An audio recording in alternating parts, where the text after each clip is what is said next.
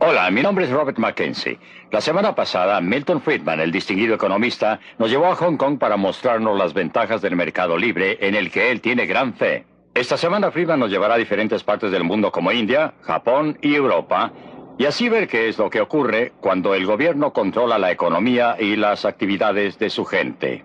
Después de ver la película, regresaremos a la Biblioteca Hunter de la Universidad de Chicago y así continuar las discusiones acerca de las ideas de Milton Friedman.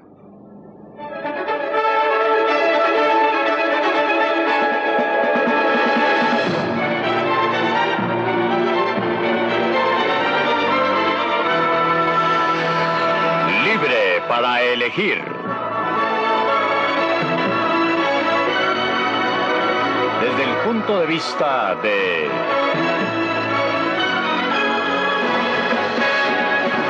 Milton Friedman.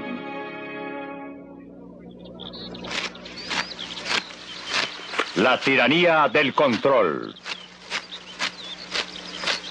Es época de cosecha y los agricultores japoneses recogen su cosecha para el mercado del arroz en Kioto. Por supuesto que tratarán de conseguir lo más que puedan por su cosecha y los compradores la tratarán de comprar lo más barato posible. Así se supone que funcionan los mercados. Y eso es lo que Adam Smith, el escocés que convirtió la economía en una ciencia moderna, comentó hace 200 años.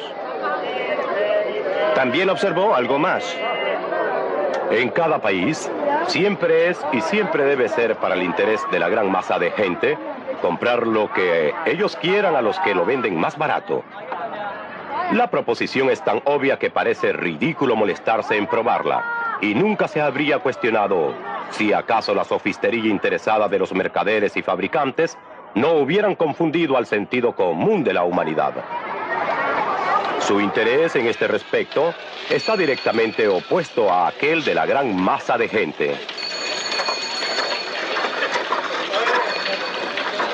El destello de genio de Adam Smith fue ver cómo los precios que emergían en el mercado, el precio de los bienes, los salarios de los obreros, el costo del transporte, podían coordinar las actividades de millones de personas independientes desconocidas entre sí, sin que nadie les dijera lo que debían hacer.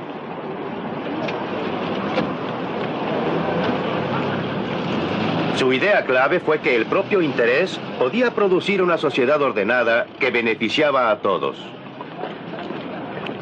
Era como si existiera una mano invisible.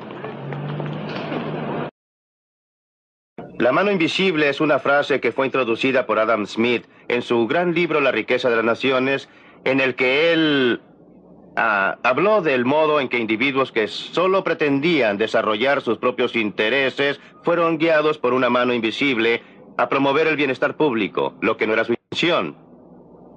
Él hablaba del mercado económico, del mercado en que la gente compra y vende. Y estaba indicando que a fin de que un carnicero o un panadero o un fabricante de velas pueda obtener una renta, tiene que producir algo que alguien quiera comprar y por consiguiente, en el proceso de promover sus propios intereses y preocuparse de sus propias utilidades, terminó sirviendo los intereses de sus clientes. Cuando Adam Smith publicó La riqueza de las naciones, la Gran Bretaña era todavía en general un lugar rural y plácido, pero la revolución industrial ya estaba comenzando y el estándar de vida estaba comenzando a mejorar.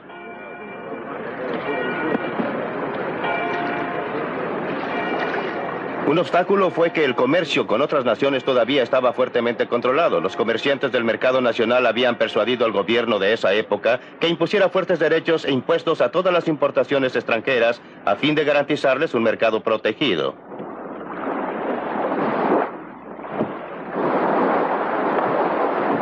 Uno de los resultados fue convertir a Gran Bretaña en una nación de violadores de la ley. El contrabando era un pasatiempo nacional. Brandy, vinos, tabaco y cualquier cosa que tuviera un alto derecho de aduana. Durante años los hombres de impuestos internos lucharon en una batalla que perdían a lo largo de las costas y ensenadas de las Islas Británicas. En 1846, después de años de discusiones y éxito parcial, los seguidores de Adam Smith finalmente persuadieron al Parlamento británico que eliminara todos los derechos sobre los bienes importados del exterior.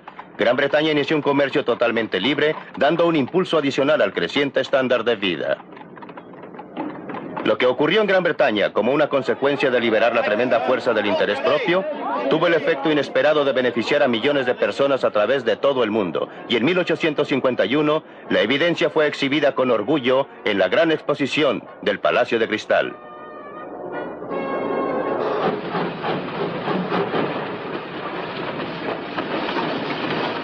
El libre comercio permitió a Gran Bretaña convertirse en el lugar de trabajo del mundo.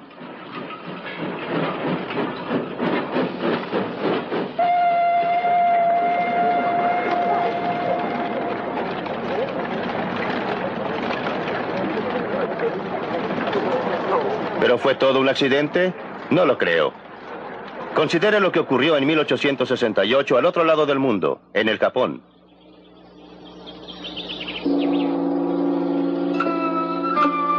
Durante los 300 años precedentes, los japoneses habían vivido en aislación casi completa. Habían desalentado a visitantes de otras nacionalidades, especialmente del occidente.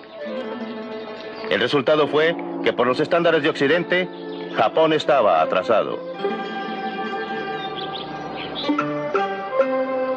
Era una sociedad feudal con señores y siervos, y pobre del que tratara de cambiar el orden de las cosas.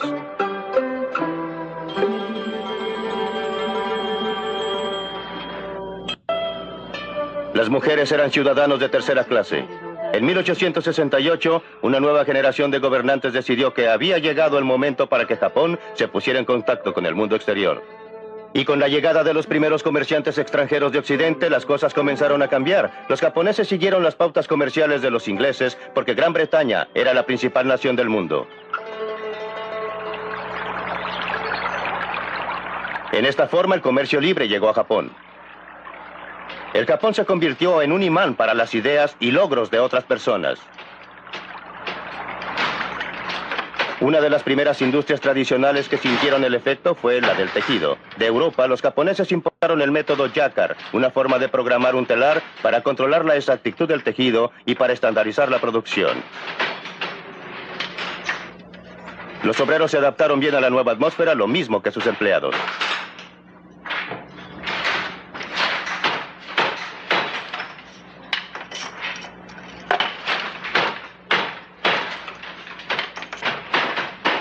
La adopción de técnicas de producción en masa significó que los obreros pudieran salirse de las industrias tradicionales e ingresar a las nuevas, todo lo cual contribuyó al auge del comercio.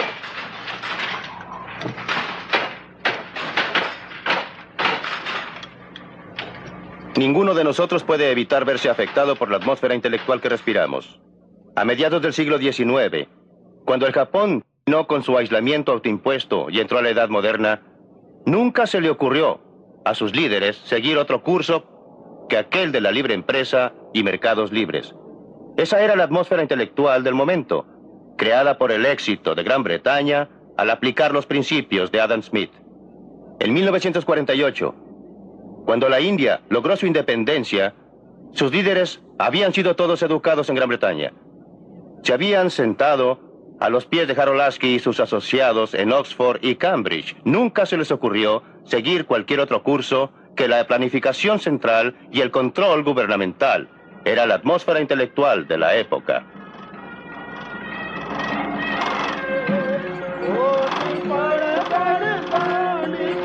La semilla intelectual echó raíces. A medida que crecía, debía ser honrada y aún adorada. Cada año, en el aniversario del nacimiento de Gandhi, la gente hace eso en toda la India. En homenaje al gran Mahatma, se sientan e hilan. Usan métodos que les han sido transferidos a través de los siglos. Pero es más que un símbolo de honrar al pasado. Tipifica la política que están siguiendo en realidad. En 1948, el nuevo gobierno decidió que la tradicional industria de tejidos de la India y sus trabajadores debían ser protegidos de la industrialización del siglo XX. ¿Cuáles fueron las consecuencias de esa política? Esta es la India de hoy, 30 años después de ganar su independencia. Y estas son escenas en una comunidad hindú muy típica, una de miles. Se llama Anakaputur y está aproximadamente a unas 1000 millas al sur de la capital, Nueva Delhi.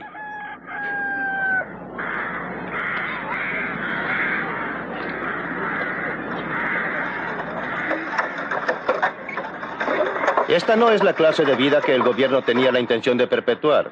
Al subsidiar el algodón, hilado por los aldeanos, y el género que tejen, hacen que sea difícil que se desarrolle la industria moderna.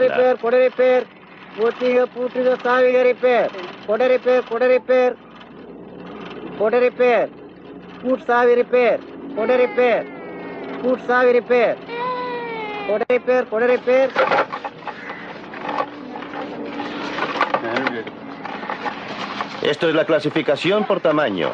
Es una técnica esencial en la producción de géneros en que el hilado es aislado y limpiado.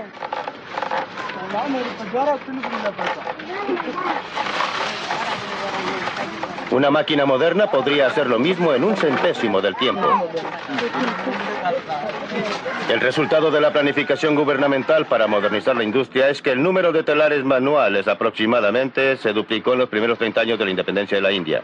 Actualmente, en miles de aldeas a través de la India, el sonido de las manos puede escucharse desde temprano en la mañana hasta tarde en la noche. Solo en esta aldea hay más de 3.000 telares manuales en operación. Desde 1948, 3 generaciones de aldeanos se han sentado en estos telares fabricando telas con diseños que jamás verían, usando métodos que nunca cambian. No hay nada malo con esta actividad, siempre que sobrevivan a la prueba del mercado, ya que es la forma en que esta gente puede usar sus habilidades y energías con mayor eficiencia. Después de todo, en el Japón, donde el gobierno no ha estimulado especialmente la industria de telares manuales, aún existe un segmento muy pequeño, pero muy productivo de telares manuales. El problema aquí es que esta industria solo existe porque el gobierno la ha subsidiado, la ha apoyado, porque en realidad ha aplicado impuestos directos e indirectos al resto de la población de la India. Gente que no está mejor de lo que esta está, a fin de permitir que continúe su actividad. Otras industrias, tanto industriales textiles como de una variedad de clases, han sido restringidas, limitadas. Se le ha impedido proporcionar empleo más productivo a fin de proporcionar lugar a esta industria. El efecto ha sido inhibir el desarrollo, impedir el crecimiento e impedir la actividad dinámica que en otra forma podría desarrollarse con las energías y habilidades del pueblo de la India.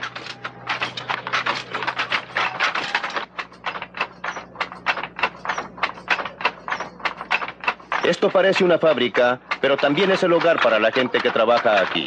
Cuando están sentados en sus telares, comen y duermen en un rincón de esta choza.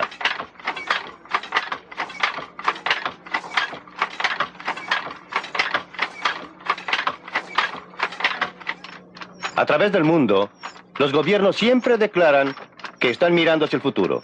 En la práctica, siempre están mirando hacia atrás, ya sea protegiendo a las industrias que existen o asegurándose que cualquier empresa que hayan decidido iniciar sea estimulada y desarrollada. Esto ocurre a costa de la clase de desarrollo sano de industrias nuevas, dinámicas y capaces de adaptarse que indudablemente surgirían si se dejara operar libremente al mercado, si se permitiera separar las empresas no exitosas de las exitosas, desalentando a las no exitosas y estimulando a las exitosas.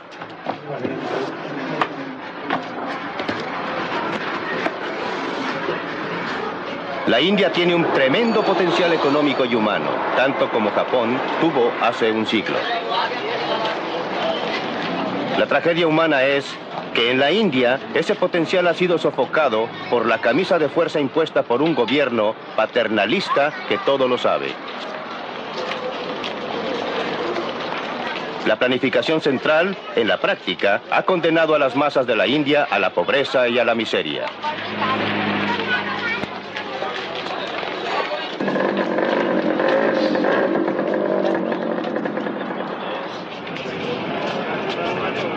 Sabemos lo que ha ocurrido en el Japón. El libre comercio inició un proceso que revolucionó al Japón y a la vida de su gente.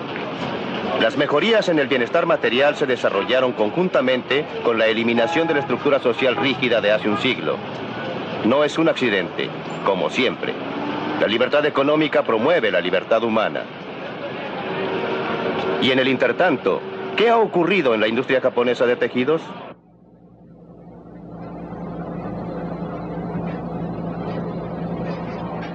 Así es como los textiles se originan en un galpón japonés de hilados hoy día. Un diseño del género es colocado en un tambor. A medida que gira, es escudriñado por un ojo eléctrico. Cada color, cada variación en el diseño y textura es transmitido fielmente a un computador.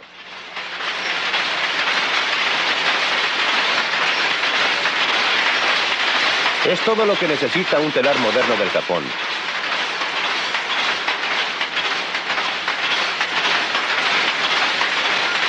Este telar está equipado con artículos electrónicos que lo convierten en uno de los más sofisticados de su clase en el mundo. El género que produce es la mejor seda de su clase. Gracias a la rapidez y eficiencia de estas máquinas, el precio de la seda es competitivo. Los obreros son altamente capacitados y bien pagados. Con la nueva tecnología, hay muy pocas cosas que un telar como este no pueda producir. Esta pieza será el cinto de un traje de novia tradicional.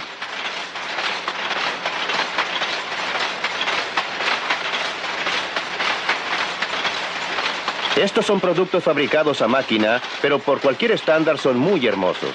Pueden compararse con el trabajo más fino del telar manual. Y no solamente el producto terminado es notable. La tecnología sofisticada que fue desarrollada para hacer que esto fuera posible ha sido adaptada a otros procesos, parte del desarrollo que se autogenera bajo la libre empresa. Y todo se deriva de una antigua industria tradicional, el hilado, que importó un nuevo método para controlar sus telares cuando el Japón adoptó el libre comercio hace más de un siglo. Pero aunque parezca increíble, muchos siguen manteniendo actualmente que no se puede dejar que los mercados operen libremente, que deben ser controlados por el gobierno. Este muelle está en Escocia. Un gobierno inglés, un gobierno socialista decidió que su papel era proteger aquí a los obreros contra la competencia. Y así en los astilleros Govan están construyendo estos buques para el gobierno polaco. A fin de obtener la orden de compra por el buque, el gobierno inglés está usando el dinero de muchos contribuyentes británicos para subsidiar el trabajo. En otras palabras, los ingleses están fabricando estos buques a fin de venderlos con pérdida a los polacos.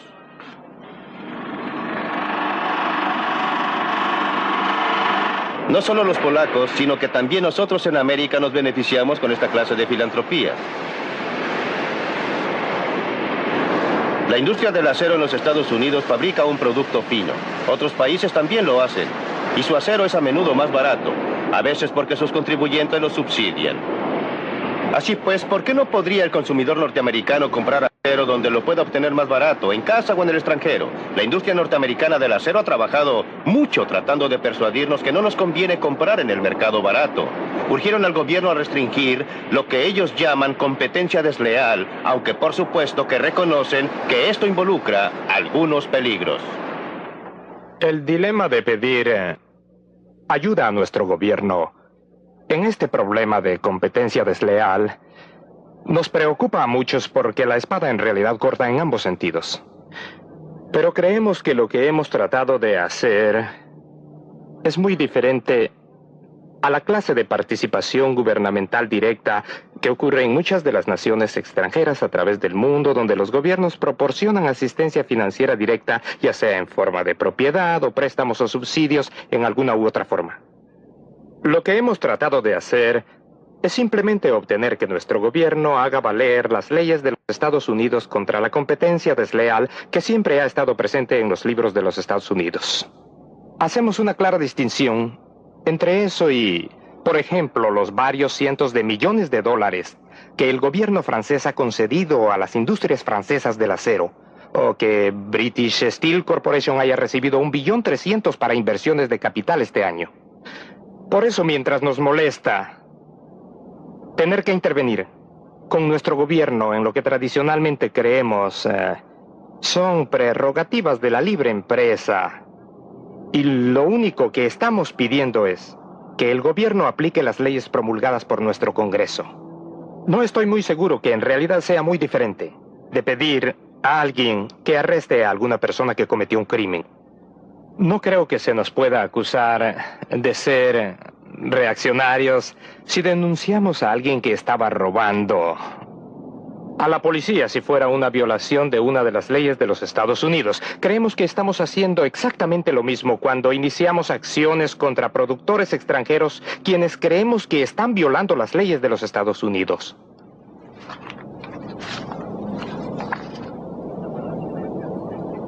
La falacia de este argumento es que no enfoca la cuestión real. ¿Por qué no deben existir leyes que en efecto impidan que usted o yo compremos en el mercado más barato? Cuando alguien se queja de la competencia desleal, los consumidores deben tener cuidado. En realidad es pedir un privilegio especial, siempre a costa del consumidor. Lo que necesitamos en este país es la competencia libre. Como consumidores que compren en un mercado internacional, mientras más injusta sea la competencia, mejor. Eso significa mejores precios y mejor calidad para nosotros. Si gobiernos extranjeros quieren usar el dinero de sus contribuyentes para vender bienes a bajo costo a la gente, ¿por qué debemos reclamar? Sus propios contribuyentes reclamarán muy pronto, y no durará mucho tiempo. La historia proporciona muchas pruebas de lo que sucede cuando industrias protegidas por el gobierno compiten con industrias que tienen que operar en un mercado abierto y libre. Casi siempre, las industrias protegidas por el gobierno pierden el primer lugar. Pregunte a Sir Freddie Laker, el inglés que inició el tráfico aéreo barato a través del Atlántico. ¿Quiénes eran sus principales competidores? Eran todas las líneas aéreas protegidas por el gobierno, financiadas por el gobierno y reguladas por el gobierno también. Le fue muy bien y ganó muchísimo dinero.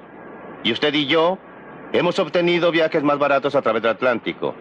Nada podría promover la salud a largo plazo de la industria del acero. Nada la convertiría en una industria más eficiente, lucrativa y productiva que si el gobierno de los Estados Unidos sacara sus manos de ahí, sin proporcionarle privilegios especiales ni imponiéndole restricciones especiales. Y lo que es cierto para la industria del acero, lo es para cada otra industria del país.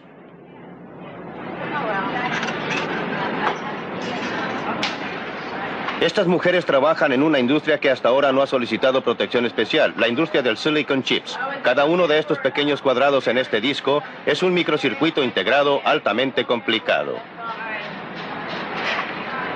Un técnico norteamericano los examina para descubrir defectos. Es un trabajo altamente especializado y ella ha tenido mucha capacitación. Cuando haya ejecutado su labor, los ítems rechazados serán separados de los otros y los circuitos buenos serán embalados y enviados a Malasia, recorriendo la mitad del mundo. El producto de la habilidad tecnológica norteamericana regresa con este aspecto. Cada microcircuito ha sido encerrado en cerámica por un trabajador malayo que es altamente productivo en esta clase de trabajo. Pero los malayos no son capaces de probar sus productos, por eso vuelven aquí, a América, para ser alimentados a estas máquinas. Los ingenieros norteamericanos son buenos para producir máquinas sofisticadas. En una operación que dura una fracción de segundo, estas máquinas pueden probar cada circuito, lo pueden clasificar según su calidad y luego lo pueden dividir en una de 6 categorías diferentes de confiabilidad. La mano invisible de este mercado libre ha logrado maravillas tanto para las muchachas norteamericanas como para sus contrapartidas de Malasia. Y todavía no hemos llegado al final porque los silicon chips norteamericanos son exportados a muchos países donde obreros extranjeros los arman. El producto final es luego devuelto a muchas tiendas, de modo que usted y yo, los consumidores, podemos beneficiarnos con calculadoras de $10, como también con muchos otros dispositivos electrónicos que hasta hace poco simplemente no existían.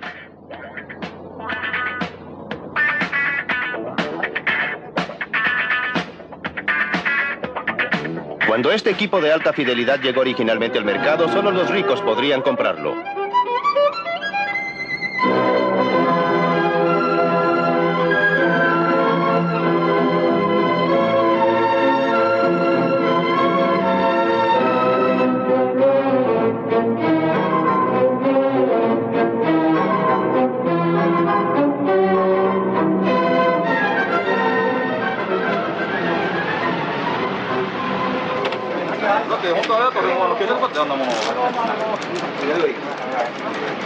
Pero aun cuando el mercado internacional del trabajo parece operar a beneficio de todos, la gente siempre alega contra él. El argumento usual contra el comercio libre total es que la mano de obra barata en el exterior quitará empleos a los trabajadores en casa. ¿Pero qué es barato? El obrero japonés es pagado en yens. El obrero norteamericano es pagado en dólares. ¿Cómo comparar el yen con el dólar? Necesitamos alguna forma de transformar a uno en el otro. Aquí es donde entra el tipo de cambio. El precio del yen en términos del dólar.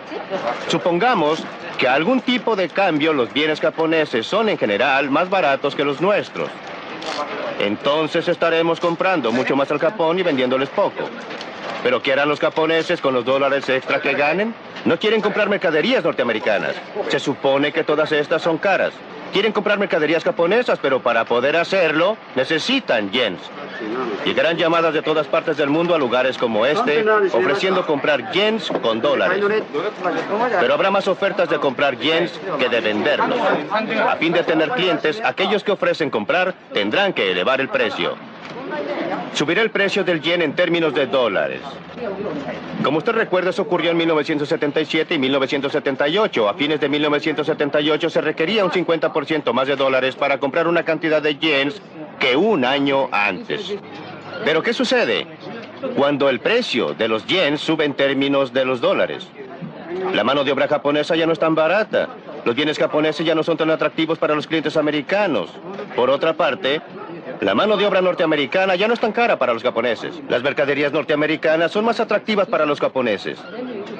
Les exportaremos más y les importaremos menos. Se crearán nuevos puestos en las industrias de exportación para reemplazar cualquier empleo que podrían haberse perdido en industrias que compiten con las importaciones. Así es como un mercado libre de cambios internacionales equilibra el comercio alrededor del mundo cuando se le permite operar.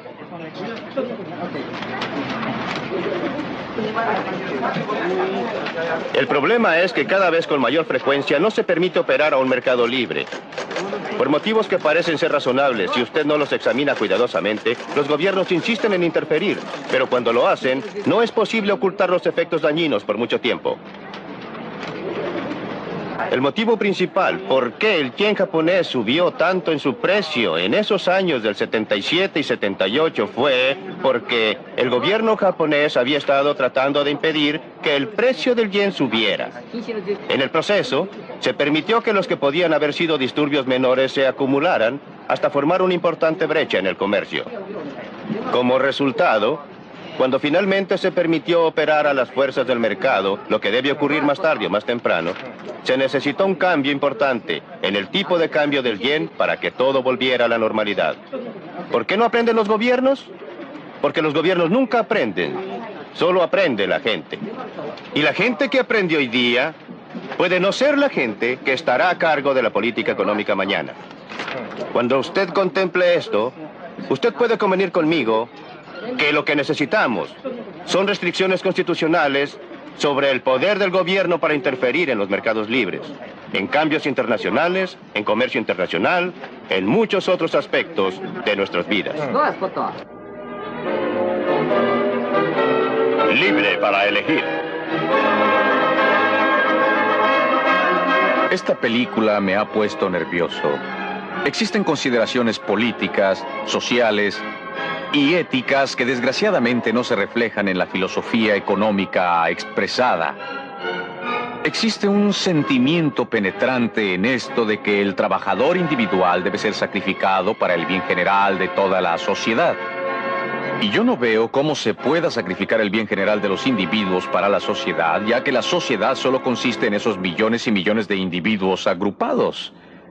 Y en ninguna parte se presta consideración alguna a los aspectos sociales y éticos de la fórmula de libre comercio que usted propicia.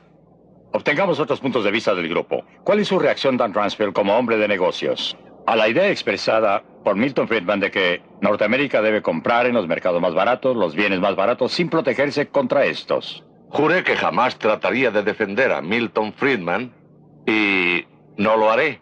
Pero déjeme comentar primero las observaciones de Dick. Me preocupa oír que se invoquen argumentos sociales y morales en un tema como este. porque me parece que la medida es lo que en realidad afecta al ser humano. Cada individuo debe preocuparse por la humanidad. Para un solo individuo que esté desempleado representa un 100% de desempleo. Y eso lo reconocemos, yo lo reconozco. Pero el mundo real es, si usted, como lo hizo la película, fuera a la India, y usted quiere ver las cosas que uno puede describir como inhumanas, como pobreza y problemas de seres humanos, ve que existen. Y la prueba debería ser qué resulta, qué proporcionará una circunstancia que será más que dinámica y más productiva en el mundo. Es verdad que a largo plazo estaríamos mejor con el comercio libre, estoy de acuerdo con Milton. Pero es el corto plazo el que importa, y es aquí donde existen problemas serios de ajuste. No hay duda de que los países en desarrollo necesitan acceso a mercados tales como los mercados norteamericanos. Y Norteamérica los necesita para exportar a fin de poder exportar más a los países en desarrollo. Las exportaciones norteamericanas a esos países aumentaron un 20% del total de exportaciones, un 30% durante los últimos 10 años. Pero el ajuste es importante porque lo que está ocurriendo actualmente es que no un grupo cualquiera de obreros está siendo afectado por este comercio. Son los obreros norteamericanos con mayores desventajas y menos privilegios los que están siendo afectados.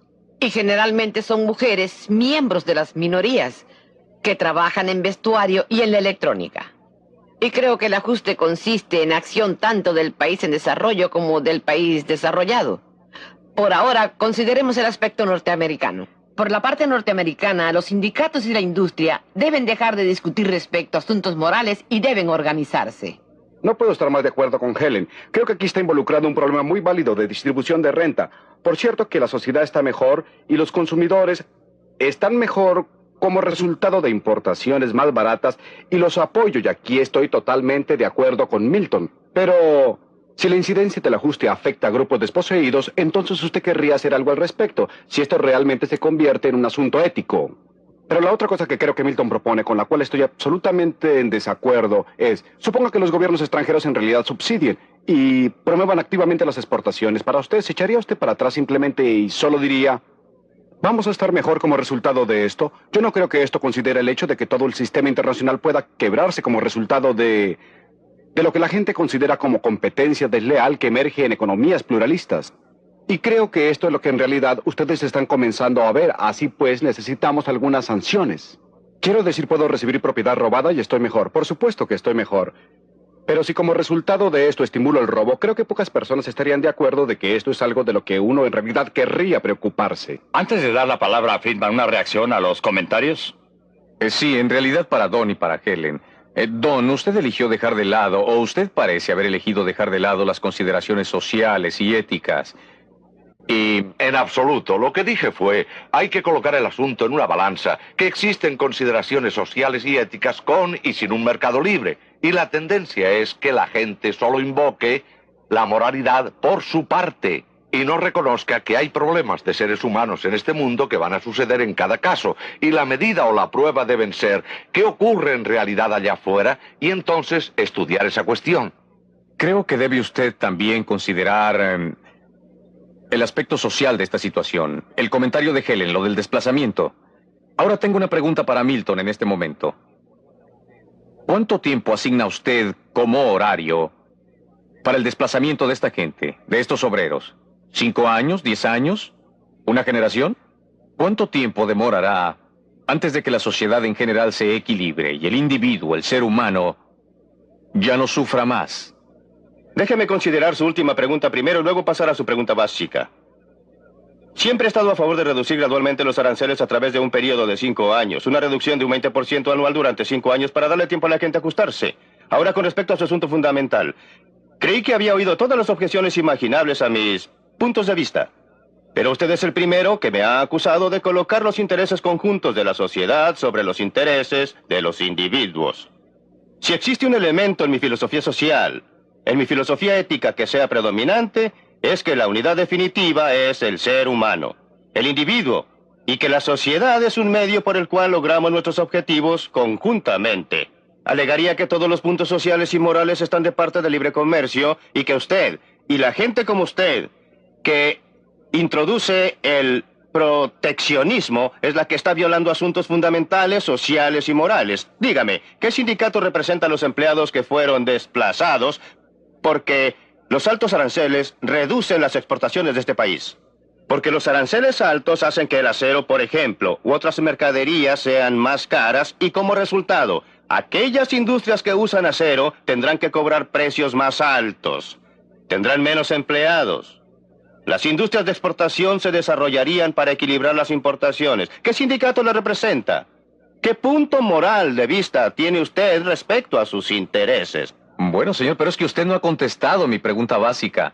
¿Durante qué periodo de tiempo?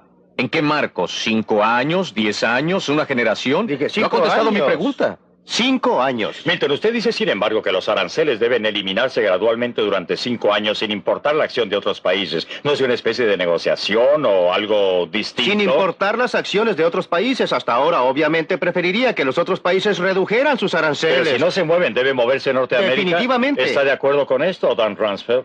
No estoy en contra del comercio recíproco. Su opinión. Usted está a favor No de estoy obtener en un contra. comercio recíproco, pero ¿está usted dispuesto a llegar allí unilateralmente? Sí. Sí.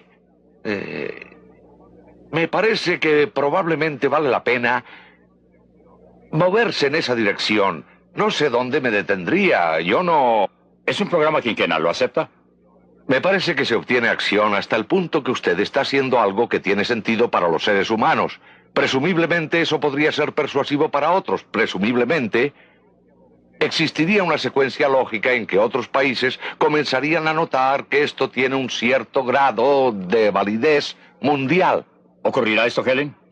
Siempre que usted haga algo por los obreros desplazados en el país en que fueron desplazados, porque si usted no hace nada por ellos, si no adopta alguna acción, generalmente tiene que ser una acción gubernamental, habrá una reacción tan grande que estaremos de vuelta en los años 30 con la clase de cosas que ocurrieron debido al alto desempleo. Milton, aquí tiene un desafío directo. ¿Qué haría respecto a los trabajadores desplazados? ¿Dejaría que los desempleados fueran absorbidos por otros? Creo que usted tiene que separar y debe separar nítidamente lo que hacemos respecto a gente afligida. ¿Y cómo manejamos el sistema industrial? No creo que deba existir un programa especial para obreros desplazados. Lo que debe existir, y todas las sociedades lo tienen, es algún mecanismo voluntario gubernamental que ayude a la gente afligida. Tenemos otro programa de esta serie que trata exactamente de ese asunto en que me pronuncio, como usted sabe, a favor de un impuesto a la renta negativa como forma de hacerlo, pero creo que es un gran error tratar de relacionarlo directamente con los aranceles. Y el motivo es que mucha gente que está desplazada no tiene problemas. Muchos de ellos tienen buenas alternativas y algunos se benefician de ellas. Por supuesto que habrá algunos que estén afligidos, pero siempre hay gente en situación difícil por toda clase de motivos. En una sociedad dinámica, las demandas están creciendo allá, están creciendo acá. No existe mayor motivo, en mi opinión, para tener un programa especial para aquellos que son desplazados debido a cambios en la oferta y la demanda en el plano internacional que debido a los cambios en el plano nacional. Una reacción rápida. Disculpe, muy pero hay rápida. una cosa que no entiendo. ¿Por qué quiere usted volver a una situación que este país tenía en 1900? ¿Por qué quiere volver a la situación en que unos pocos controlan el destino económico de cada trabajador, hombre y mujer? Es exactamente lo contrario, señor Dixon. El mejor modo de limitar el control por parte de unos pocos es el comercio libre a nivel mundial. No existe medida alguna que haría más para evitar el desarrollo del monopolio privado, que un comercio libre completo sería mucho más efectivo que todos los juicios No, estoy en antimonopolios que se siguen desacuerdo en el mundo. total. Usted terminaría con una situación como en la película Rollerball, en que las corporaciones proyectaban sus esferas de influencia económica a través del mundo y controlaban todo. O sea Usted que todo vio- sería controlado por corporaciones. Usted vio... La vi toda, señor. Perdóneme, ¿usted vio la película de Hong Kong, no es así? Sí, sí, la vi. ¿Dónde están esas corporaciones ahí? Podríamos meternos a ese callejón y tener dificultades para salir. Movámonos a otro gran tema de la película. Es decir, que hablando en términos generales, los países del tercer mundo han cometido un error muy serio al convertirse en economías planificadas de comienzo a fin. Y para usar una frase en el caso de la India, la planificación central ha condenado a las masas de la India a la pobreza y a la miseria. Pues bien, ¿cuál es su reacción? Estoy parcialmente de acuerdo con Milton, pero no estoy de acuerdo con él en muchas cosas. Creo que es cierto que la mano invisible debería verse más en los países pobres que lo que sucede, y me gustaría que el puño de hierro desapareciera.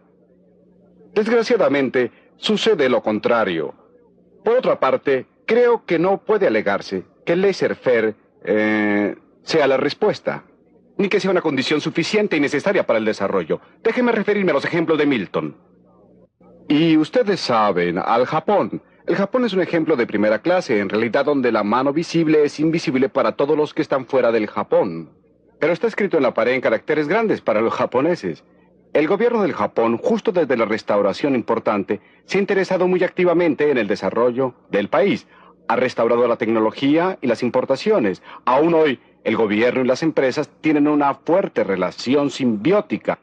Creo que es justamente... Altamente paternalista. Y la industria es altamente paternalista. No creo que sea un ejemplo válido de todo lo que pienso que era la injerencia del programa de Milton. Hagamos participar a Helen Hughes en este tema. Ha cometido un error desastroso el tercer mundo al adoptar casi unánimemente economías planificadas en vez del mercado libre. Bueno, en primer lugar, no ha adoptado casi unánimemente economías planificadas. En forma abrumadora. Ni siquiera en forma abrumadora. Quiero decir, la India es un gran país. Pero la mayoría de los países en desarrollo no están planificados centralmente. Tienen alguna clase de planificación. Y, en segundo lugar, algunos de los países que han tenido más éxito han tenido intervención gubernamental. Los mejores ejemplos son Taiwán, Corea, Brasil, Singapur y aún en Hong Kong, que a menudo es indicado como un ejemplo de falta de intervención gubernamental, aunque esto no es cierto. El gobierno de Hong Kong ha proporcionado la infraestructura, ha proporcionado los caminos, puertos y escuelas, y ha sido muy importante. Pero cuando vamos a un país como Malawi o Papua Nueva Guinea, la intervención gubernamental no puede faltar. No hay nada allí, no existen empresarios, y los empresarios norteamericanos no se interesan por lugares tan pequeños. No estoy a favor de ninguna intervención gubernamental, nunca lo he estado. Indiqué en la película que lo que el gobierno hizo en Hong Kong fue muy importante. La cuestión es qué clase de intervención. Y en los estados que usted ha descrito, en los lugares que usted ha descrito donde ha habido éxito, la intervención gubernamental ha sido de un tipo bastante especial. Ha proporcionado infraestructura. No ha tratado de determinar las perspectivas de la producción industrial, las áreas que debe cubrir la industria, exactamente cuál es la distribución. No ha aplicado la planificación central. Eso no es verdad en Corea. Quiero decir, usted se equivoca porque en Corea el gobierno en realidad, Pero es verdad de Taiwán. Es bastante cierto en Taiwán, pero no en Corea, que ha crecido más rápido que ningún otro país. Las exportaciones coreanas han estado determinadas en gran medida por la intervención gubernamental directa. Creo que su argumento es ¿qué clase de intervención gubernamental? ¿Para qué? ¿Y cuáles son las comparaciones entre la intervención gubernamental y el mercado libre? Estos son los asuntos pertinentes. ¿Cuál es el papel del gobierno con relación a la economía de mercado? ¿Cómo cree usted que está funcionando Don Rumsfeld? ¿Quiere usted ver al gobierno, supongamos, haciendo valer la competencia al atacar a los monopolios, las prácticas restrictivas y todo el resto de la sociedad? No cabe duda que no lo hacen bien. No pueden manejar. Pero significa esto que no deben hacerlo en absoluto o hacerlo mejor. Estados Unidos de Norteamérica. He estado involucrado y no lo digo con mucho orgullo. El mundo real es, no me importan las buenas intenciones, no me importa la inteligencia, no me importa la integridad. El hecho real es que no son hábiles para manejar los salarios de cada norteamericano. Que alcanzan a 215 millones, no lo pueden hacer bien, eso lo hacen mal. Y el peso de esto es dañino. Está demostrado gráficamente en cada documento del Consejo de Consultores Económicos de los Estados Unidos. Pero ¿qué hay respecto a la pregunta adicional? ¿Es capaz el gobierno en este país o en otro lugar de garantizar la competencia por otros medios? No estoy hablando ahora de control de precios y control de salarios, sino garantizar la competencia más bien que permitir acuerdos de precios o convenios y monopolios. ¿Qué opina usted? Pienso que el gobierno actúa correctamente en esa área y que debe estar ahí para garantizar la competencia. El gobierno no es suficientemente listo. Considere la ley antimonopolios. Usted habla de un parche. La implementación de reglamentos antimonopolios en los Estados Unidos entre el Ministerio de Justicia y la Comisión Federal de Comercio es un desastre de parches. No tiene ninguna lógica. La gente no sabe qué hacer. Ellos no pueden obtener respuestas. Se les prohíben las fusiones y consolidaciones que serían muy sensatas desde el punto de vista del consumidor. Y tendrían más sentido desde el punto de vista de las corporaciones multinacionales, ¿no es así? Creo que uno de los puntos que usted está aprobando es que es muy difícil para el gobierno intervenir en un país muy grande como la India o los Estados Unidos. Pero compare la intervención gubernamental en algunos de los países pequeños y homogéneos de Europa y Singapur. Y creo que es muy importante. Suiza tiene mucha intervención gubernamental. Suecia, Dinamarca, Noruega son solo 4 de los países con mayor renta en el mundo. Ellos tienen intervención para tratar de proteger el funcionamiento del sistema del mercado y hacerlo más eficiente. Milton tiene absolutamente la razón de que si usted está hablando de planificación central, esta ha sido desastrosa. Definitivamente, en términos de haber establecido cuotas industriales, creo que no existe ninguna duda en la mente de cualquier persona que haya estudiado el problema. Durante los últimos 20 años, en la India también, sin duda. Al respecto, ¿no es así? No con respecto a la planificación centralizada, ¿no? Claro que no, la planificación centralizada. Está bien, también estuve ahí como consultor. Sí, al respecto estoy al lado de Los Ángeles. Por una serie de años. Se supone que soy amigo de Milton, lo cual es algo desastroso. Dar consejos es una cosa, que sean aceptados es diferente. Estoy muy de acuerdo con lo que dijo Helen Hughes, que mientras más homogéneo sea el país, menos daño hará el gobierno al intervenir. No creo que haga un bien positivo, simplemente creo que hace menos daño. Pero con relación a los antimonopolios... Sí. Estoy a favor de las leyes que hacen que los acuerdos y restricciones del comercio sean ilegales. ¿Sí? La mayoría del resto del aparato antimonopolio ha promovido los monopolios en vez de impedirlos. Si usted observa dónde existen elementos monopólicos en el mundo y en los Estados Unidos, incluyendo las multinacionales que usted quiere mencionar, en casi todos los casos, ese monopolio se originó por una concesión especial del gobierno. Y por consiguiente, el problema no es cómo promueve la competencia el gobierno, sino cómo se impide al gobierno establecer monopolios. Ese es el problema real si usted mira al mundo real y no al prólogo o la redacción de las medidas antimonopólicas y leyes similares. ¿Qué cerca está usted a lo que Dixon estaba diciendo hace un momento en esta área? Pareciera estar discutiendo con usted que existe responsabilidad de hacer que opere la competencia. La responsabilidad consiste en establecer un marco de leyes y disposiciones bajo las cuales florecerá la competencia. Inevitablemente florecerá, quiere decir... Bien, hasta donde puedo saber, no conozco ningún caso en la historia en que los monopolios han podido mantenerse durante un tiempo sin que la asistencia gubernamental esté directamente de su parte. Los monopolios sindicales representados por el señor Dixon jamás tendrían el poder que poseen actualmente si no fuera por los privilegios especiales que el gobierno les ha concedido. Comprendo perfectamente que él esté a favor de esta acción antimonopólica de parte del gobierno, porque en realidad es principalmente acción a favor de los monopolios. ¿Por qué se concedieron a los sindicatos exenciones respecto a las leyes antimonopolio? Debido al poder político de los sindicatos, por supuesto, no lo estoy cuestionando. Debido al tremendo desequilibrio de poder de las compañías en la época en que se estaban iniciando los sindicatos, señor. Hay una idea final cerca del término de su libreto que me gustaría considerar porque me pareció sumamente provocativa. Usted habló de la necesidad de restricciones constitucionales a los gobiernos para impedir que interfirieran en los mercados libres de cambios internacionales y en el comercio exterior. Pues bien, ¿qué tenía usted en mente, Milton, cuando dijo restricciones constitucionales? Yo lo que tengo en mente es si puedo persuadir al público, me gustaría que éste adoptara una enmienda constitucional estrictamente paralela a la prohibición constitucional del texto de la Constitución contra el gobierno central. Lo siento, contra gobiernos estatales que imponen aranceles o derechos de aduana. Me gustaría tener una enmienda constitucional que expresara: el Congreso no impondrá ningún impuesto sobre las importaciones ni concederá ningún subsidio a las exportaciones, excepto aquellas que puedan ser necesarias. Creo que la redacción de la Constitución es que los estados están autorizados para hacerlo si es necesario para inspección. Esa es la excusa que usa California para inspeccionarlo cada vez que uno pasa en auto para ver si lleva cualquier planta, fruta o verdura. Milton, déjeme hacerle una pregunta. ¿Cuánto tiempo cree usted que sobrevivirían los Estados Unidos si promulgaran lo que usted quiere? Creo que los Estados Unidos prosperarían en una forma que es difícil de imaginar hoy día. Sería un ejemplo y guía para el resto del mundo. ¿Qué sentido tiene aquí cuando supuestamente somos los líderes del mundo? Somos los que promueven la libertad y la libre empresa y la iniciativa individual. ¿Y qué hacemos? Forzamos al débil y pequeño Hong Kong a imponer límites, restricciones a sus exportaciones bajo aranceles, a fin de proteger nuestros obreros textiles. Vamos al Japón y le decimos: por Dios, tienen que limitar el número de televisores que producen.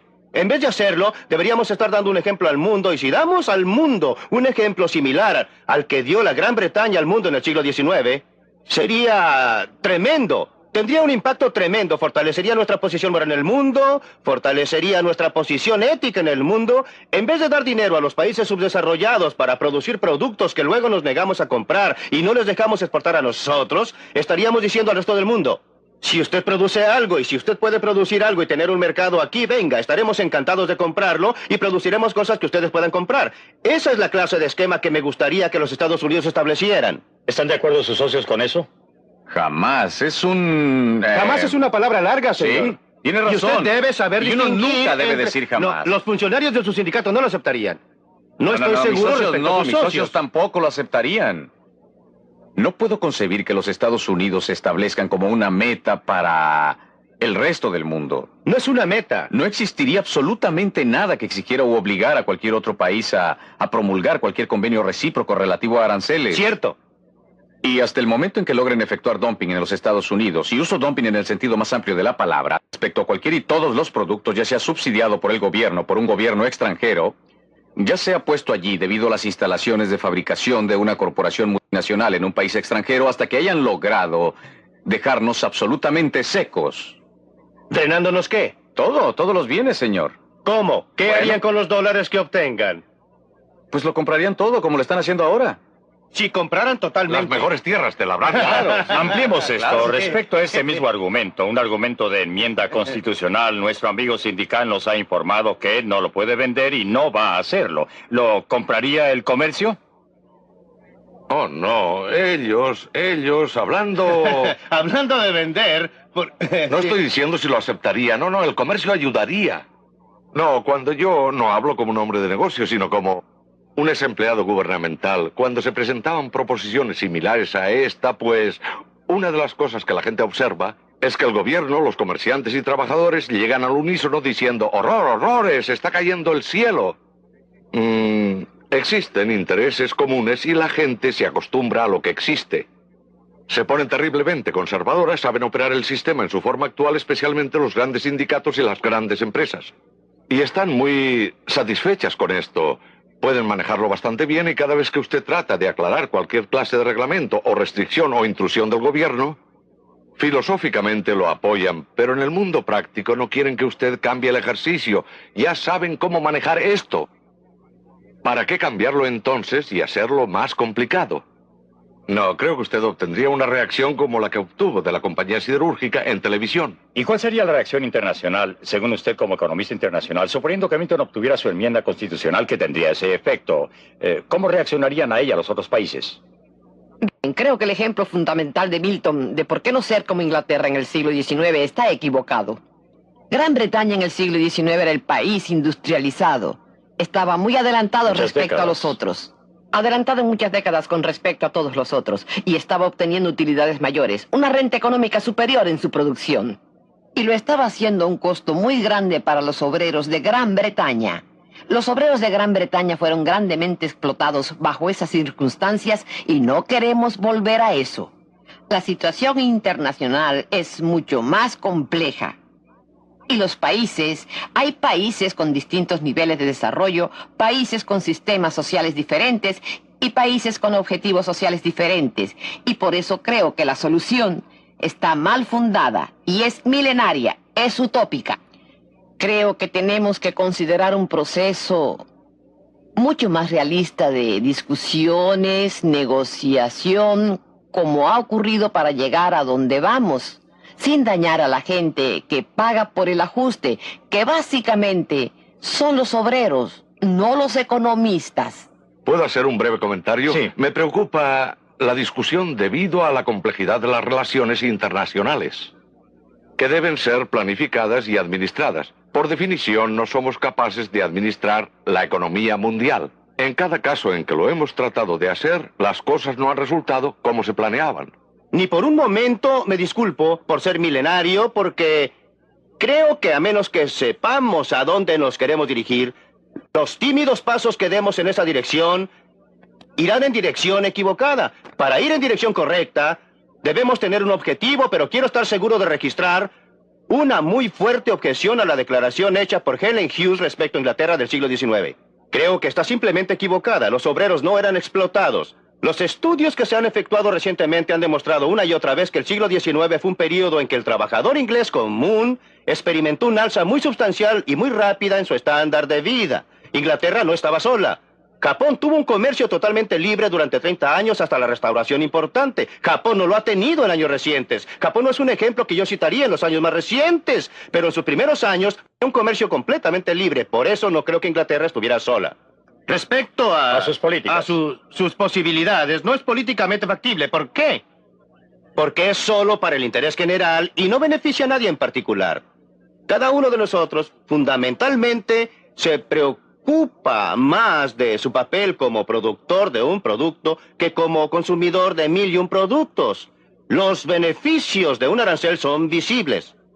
Mr. Dixon puede ver que sus obreros están protegidos. El daño causado por un arancel es invisible, se expande ampliamente. Hay gente que no tiene trabajo debido al arancel, pero no saben que no tienen empleos. Nadie los puede organizar. Todos los consumidores están pagando un poquito más por esto o aquello. No se dan cuenta que la razón por la que están pagando es debido al arancel. ¿Los hombres de negocios? Nunca he estado ni estoy a favor de los negocios. Estoy a favor de la libre empresa, que es una cosa muy distinta. Y la razón por qué estoy a favor de la libre empresa... No me indique con el dedo al decir eso. No pretendía señalarlo, Don. Señalo a la comunidad de negocios porque usted es una excepción.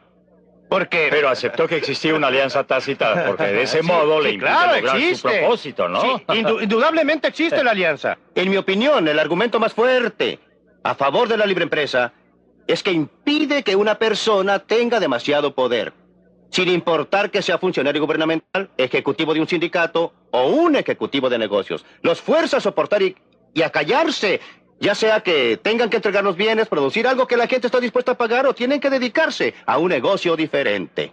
Hasta aquí llegaremos con la discusión esta semana y espero que estén con nosotros para el próximo episodio del Libre para Elegir.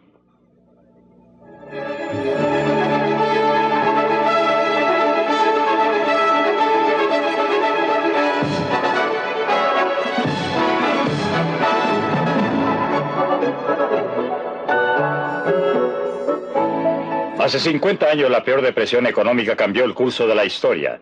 Tendría que haber pasado o pudo haber sido evitada. Por primera vez en televisión, Milton Friedman nos da sus opiniones acerca de estos desesperados días que dieron una nueva ruta al mundo. Eso será la próxima semana en Libre para Elegir. No se lo pierda. Libre para Elegir.